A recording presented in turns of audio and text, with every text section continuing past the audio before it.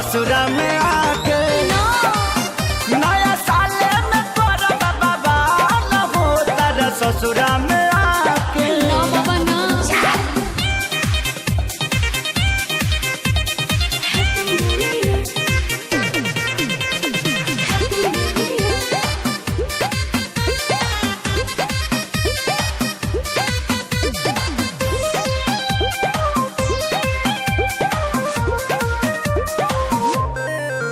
नया साल में हमरा के तेजा हो, मैसेज मोबाइल पर भेजा हो, कभी नहीं होगा पूछो नया साल में हमरा के तेजा हो, जनी मैसेज मोबाइल पर भेजा हो। तो जब ले जियब जानो नंबर ना डिलीट करब हो, तहरा इला के अब नाही वेट करब हो। पिटवाइबो तू सभे अपन भरी संगे नाचत हिला के तो नया साले में करब बवाल हो तारा ससुरा में आके। मरद मारी लगी नया साले में करब बवाल हो तारा ससुरा में आके। Happy new year, happy new year.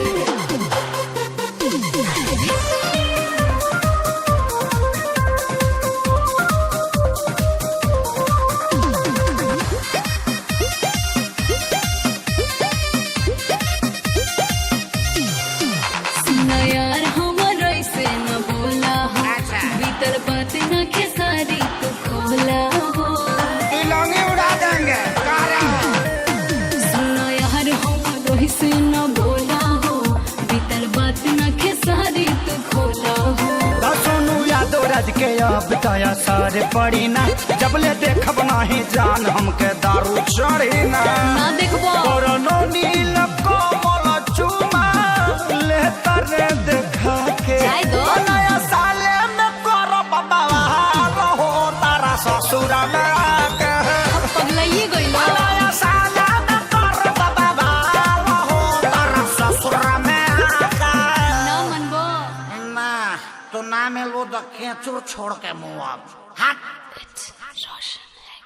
नया साले में करब बवाल हो तारा ससुरा में आके। नया साले में करब बवाल हो तारा ससुरा में आके। तोहरा पिया तानी मुर्गा मछरी खा के ओहो गम में तोहरा पिया तानी मुर्गा मछरी खा के तो नया साले में करब बवाल हो तारा ससुरा में आके। नया साले में करब बवाल हो तारा ससुरा में आके। ना बाबा ना।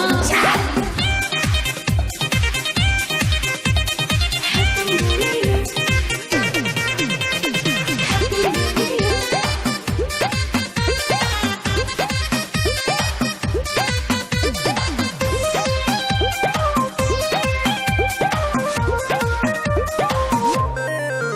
नया साल में हमरा के तेजा हो, नहीं हो सकता। मैसेज मोबाइल पर भेजा हो, कभी नहीं होगा पूछो हाँ। नया साल में हमरा के तेजा हो, जनी मैसेज मोबाइल पर भेजा हो। तो जब ले जियब जानो नंबर ना डिलीट करब हो, तहरा इला के अब नाही वेट करब हो। पिटवाइबो तू सभे अपन भरी संगे नाचत हिला के तो नया साले में करब बवाल हो तारा ससुरा में आके।